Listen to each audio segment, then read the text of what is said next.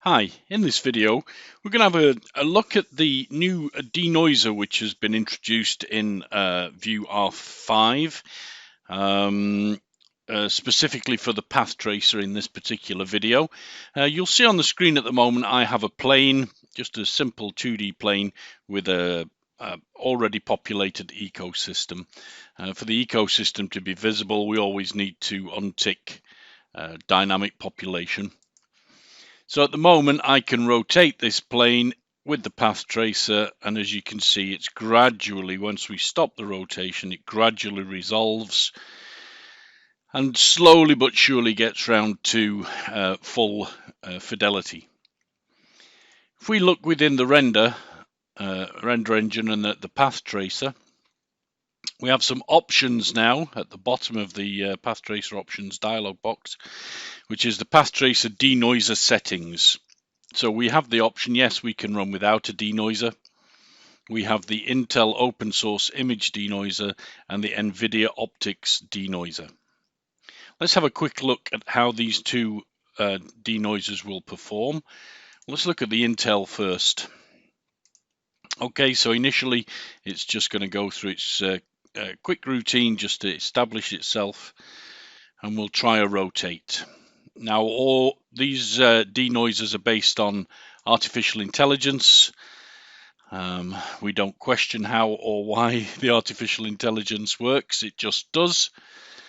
And you can see we can rotate and the artificial intelligence will gradually resolve the image quicker. One possibly depends on the situation, but one will always work a little bit better than the other, I suspect.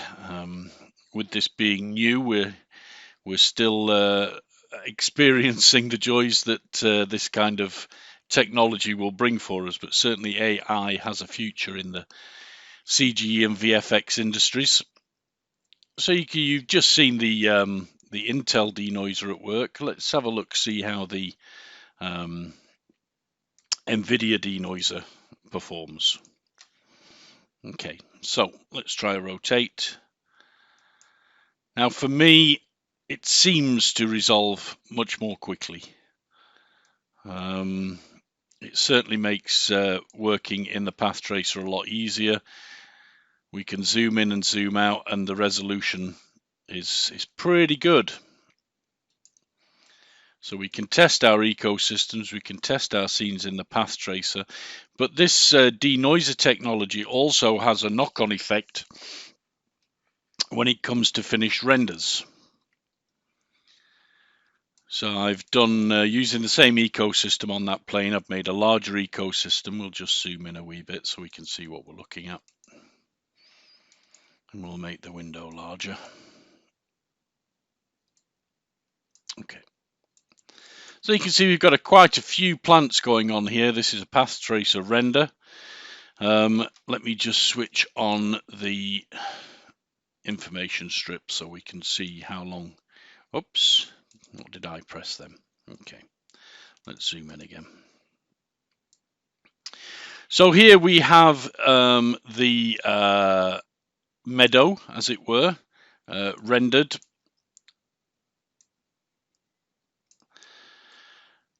This is 1600 by 900 using the, if I remember correctly, 256 samples. We'll talk about samples again in a second when in terms of our rendering. 256 samples with the Nvidia denoiser, which took a total of 3 minutes and 35 seconds. So that's a fairly big, fairly complex little ecosystem there. Compared to the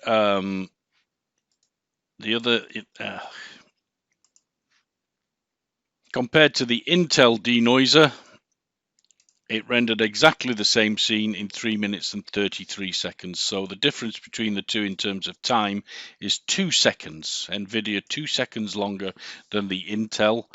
And if we do a comparison between the two renders,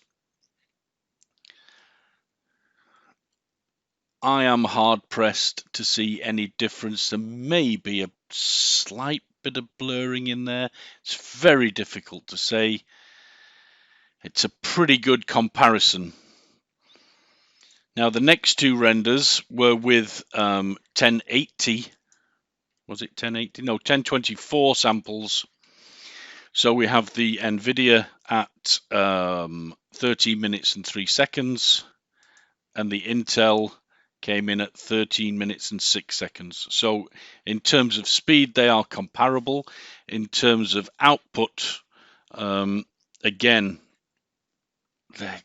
I can't see any difference between the two. We're at 100%, and I'm looking at complex areas where we've got a lot of grass, or we've got a lot of petals, or we've got some contrast between light and shade, just to see if there is a difference, and I'm struggling to see the difference.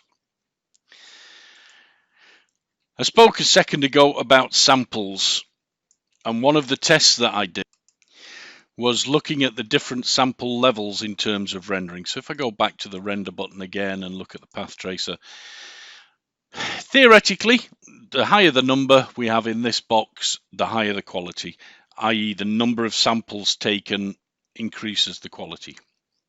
I did a comparison between the meadow at 256 samples. There's the meadow at 256.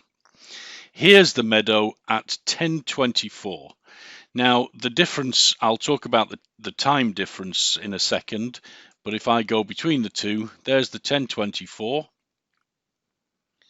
and this is the 256.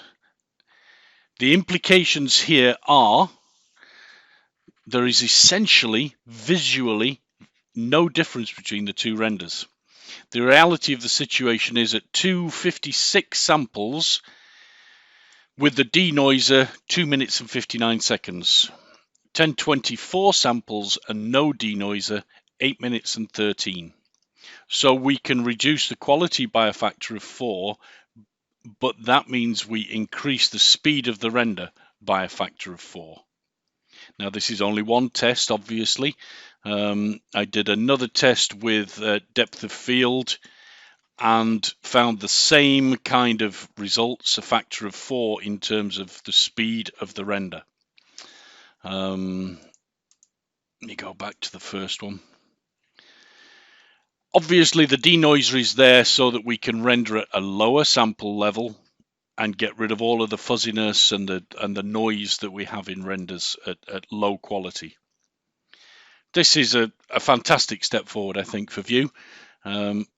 I can't rate it highly enough. It makes, certainly in terms of the interactive path tracer, it speeds things up considerably. But also in terms of the finished quality of renders, etc., we're getting exactly the same quality renders in just a fraction of the time spent. As a final comparison, we'll just quickly look at the difference the Denoiser makes over no Denoiser in terms of path tracer renders. Just quickly made a quick scene here, which is just a Boolean difference to make a hollow cube with the corner cut off to the light in, and then a reflective sphere in the middle. And we can see from the render stack that without the path tracer, we get a very, very noisy scene. Of course, this is an interior scene, and path tracer type technology does tend to be a little bit noisier with interiors and reflective surfaces, hence the reason the choice of this scene. So no denoiser used here. We then have the difference between the two different denoisers. So here, for instance, I know that this is the Nvidia denoiser because we lose a little bit of definition in the corners, in the transitions between horizontals and verticals.